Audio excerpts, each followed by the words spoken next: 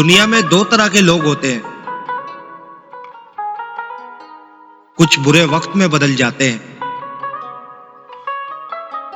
और कुछ बुरे वक्त को बदल देते हैं।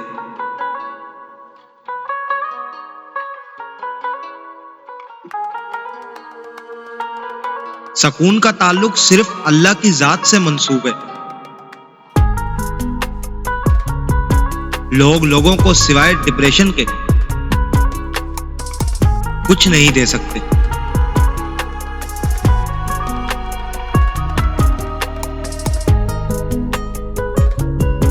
एक तरफ नफरत है जो चंद लम्हों में महसूस कर ली जाती है,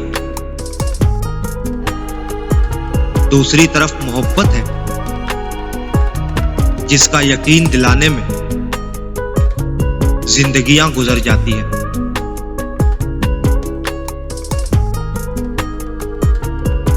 इंसान के इर्द गिर्द ऐसे भी लोग अपनों की शक्ल में मौजूद होते हैं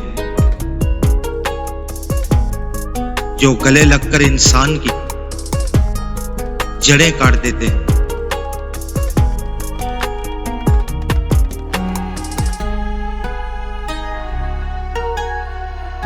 खुद में झांकने के लिए बड़ा जिगरा चाहिए। दूसरों की बुराई करने में हर कोई माहिर होता है।